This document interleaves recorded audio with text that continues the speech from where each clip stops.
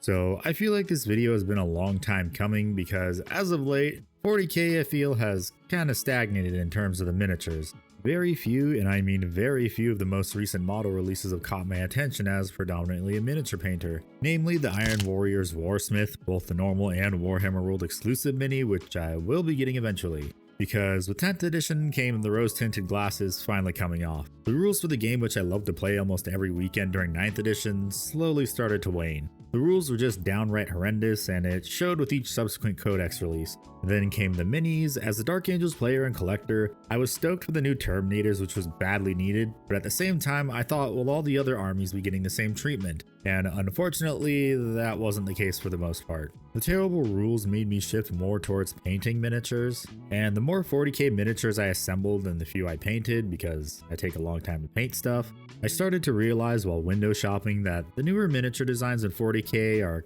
kinda getting boring. So let's talk about it. So welcome back everyone, it's me the Warhammer complainy guy, Revan/Handy, destroyer of wallets and maker of terrible financial decisions. But now it's time to rism with the weaponized tism, because cool minis make the brain go burr. So if I remember correctly, the last GW miniature I bought for myself excluding the new Warsmith was actually my Centurions all the way back in October, and I just recently finished painting them.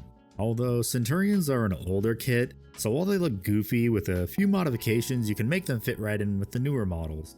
Now, I'm going to talk about a few things in this video. First, I'm going to talk about 40k designs from the past and compare them to the newer 40k miniatures. Then I'm going to look at miniature designs across GW's other games, like Age of Sigmar, Horus Heresy, Necromunda, and briefly talk about some of the Blackstone Fortress minis I have. And I can't get to every thought in this video since I like to keep my videos 14 minutes or less. But if you want, after the video you can continue the conversation below in the comments or in my Discord server, because I like seeing everyone's cool miniatures no matter what you paint or collect.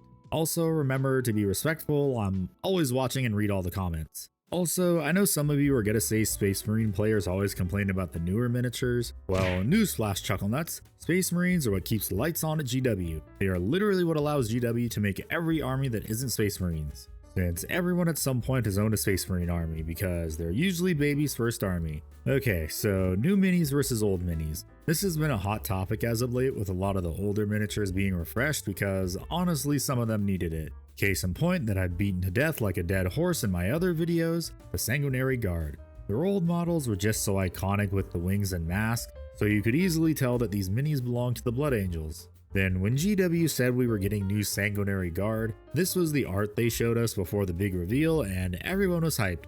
And then they showed us the models.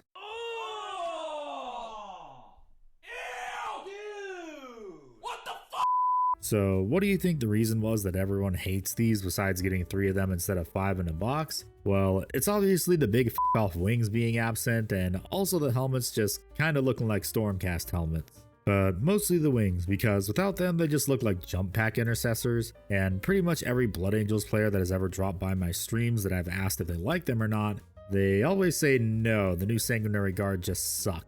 And if I don't like them, even though I'm not really a Blood Angels fan, then the hardcore Blood Angels fans are not gonna like them at all. Another good example that I'm just gonna mention because it's been memed to death is Kotiez. His older mini was cool, while the newer one looks like it came right out of Spy Kids Game Over, and GW honestly insults its memory with this abomination of a miniature. Then an example that's more relevant to me is Terminator Chaplains. For those that have been here since the beginning, you know that I use this Terminator Chaplain as the mascot for my channel, and I just like chaplains in general. But for Terminator Chaplains, I have the Warhammer Day Mini and the store opening one. Then because I have no desire to get the newest version, here's the one from the GW website, and you can probably understand why I don't want to get it. Since he looks like the bike chaplain decided to eat the bike, and also the helmet has cat ears and now you can't unsee it. But mostly because this mini doesn't really scream chaplain and Terminator armor to me, all I see is just a Terminator with a cat-eared skull helmet.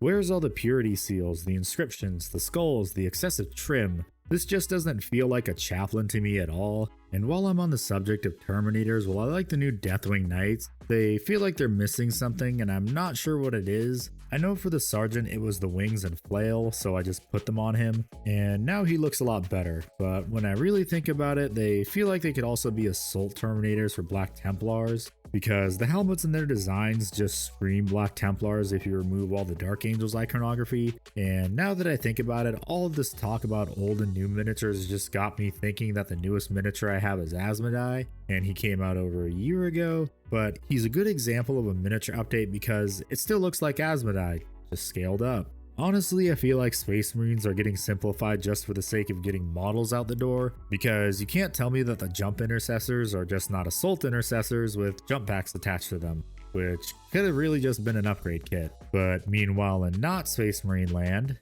updates that I think were good was the Eldar, because my god did a lot of their minis need to be updated, and they also just feel like they're old models but upscaled to match the look of all the newer 40k miniatures, which is also probably due in part to every army having a smaller miniature selection than Space Marines, so GW can take a lot more time making them look good. But again, Space Marines keep the lights on, so if you don't play Space Marines, thank a Space Marine player because they funded your army getting new minis.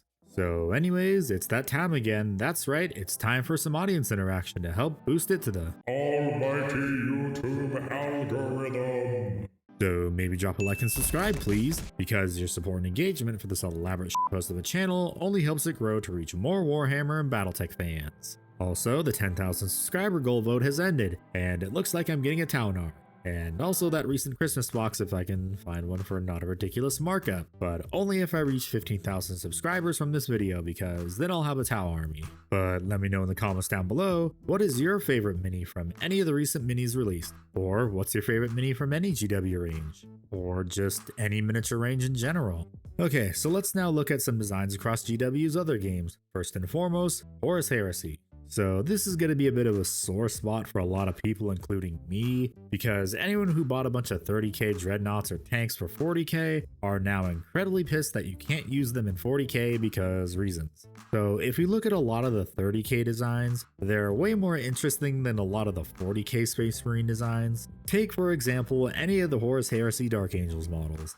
Look at how awesome they are. Like the Deathwing companions, you can use as Blade Guard or Inner Circle companions because they're the same price if you just bought 6 of them. Or the Knight Cenobium, I use mine as Assault Terminators because magnets are just so damn handy. Hey, so many of these models, even though they don't have rules, can be used in 40k if you proxy them as different units, as long as of course they're on the correct base side. Then there's the Dreadnoughts. All of the 30k dreads are more interesting compared to whatever the hell this is, because my god, the Redemptors are so boring. Then this is the most infuriating part for a lot, and I mean a lot of Chaos Space Marine players. With the advent of 10th edition, all the Chaos players got royally screwed over by the Great Legends Purge, so they couldn't use any of the 30k units that would make a cohesive army, since a Hellbrute ain't really gonna cut it, and they don't really have anything now besides a Land Raider. Horus Heresy models were the bread and butter for all the Chaos Space Marine players, and still kinda are, but more or less only for using 30k HQs as stand-ins for 40k HQs, like the new Warsmith.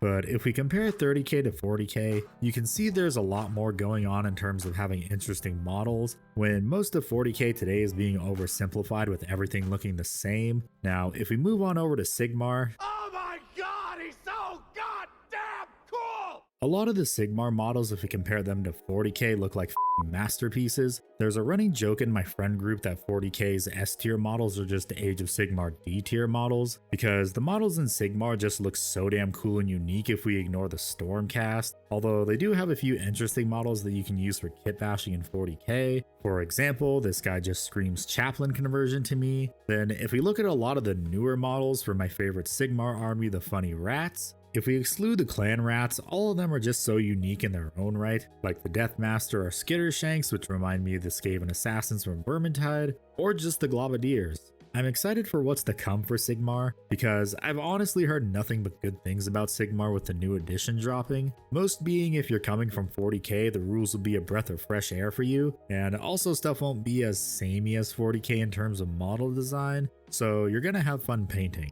Now, if you look at Necromunda, while I have no interest in the game itself, a lot of the miniature designs speak to me more so than a lot of the recent 40k minis, like the Taros Venator. This looks more like a Space Marine vehicle than the Prime Mario Kart that we got in 9th edition with the Invader ATV. More of this please, but make it Space Marine. Or the Scalvian Explorator. Why this isn't a Votan vehicle I have no clue. This would have looked great as a super heavy for the Votan, but unfortunately it's a Necromunda only. Then there's the Arachnirig, however the hell you pronounce it. This is actually one of my favorite Necromunda models. This would have fit right in with the Admech in my opinion, as opposed to the tall boy the Admech got as their single model for 10th edition. Then for Blackstone Fortress, for a one-off game set in the 40k universe, more of the models should have gotten incorporated into 40k as units you can use in an army instead of throwing them into legends, like the Spindle and Guardian drones. These could have been great auxiliary forces for a Xenos army, or even the Man of Iron mini that could have been used in pretty much any Imperium army. Honestly, after making this video and just examining a few miniatures across various game systems that GW has under its belt, I start to more or less get why some people are just abandoning 40k for other games. Because the designs for other games, while they may not be on as grand a scale as Warhammer, they are at least more interesting to look at compared to the bland and unimaginative designs we're getting in 40k nowadays. I get it, GW is a model company, but when you're releasing models like this in one game system and models like this in your flagship game system, I start to see why everyone isn't as hyped anymore for the reveal streams for 40k unless it's a new army. Then the fact that we can't use some 30k models in 40k, even though in lore we know that while rare, the weapons from 30k still exist in 40k to some degree, is just plain stupid. You would think GW, as a company that wants to sell as much product as possible to please my shareholders, they would welcome the idea of having people use models from the same setting but 10,000 years in the future, but unfortunately that isn't the case. Because a lot of the Horus Heresy stuff has just been rotting on the shelves of my local game stores, both LGS and Games Workshop, since the Great Legends Purge of 10th edition. And as someone who has a lot of Horus Heresy models that I was using for my Dark Angels army in 40k, since nobody around me really even plays Horus Heresy, I really feel for the Chaos players because many of their armies took years to amass, and the fact a lot of it got taken away in one day is, I think, one of the reasons so many people are just getting tired of GW's bullshit and moving on to other war games like Trench Crusade or Battletech. But yeah, that's my thoughts on how 40k miniature designs are not as interesting as their other games nowadays. Anyways, thanks for watching the video, and a huge thank you to the GIGAist of the Chads right here, the Costcodian Guard, keepers of the Costco hot dogs, aka the channel members and Twitch subscribers. And don't forget all the basic YouTube stuff, like, comment, subscribe, and maybe become a channel member too if you want to help this elaborate host of a channel. So I have to go make more terrible financial decisions, so I'll see you all in the next video, and remember, when you play Warhammer, being poor is a choice.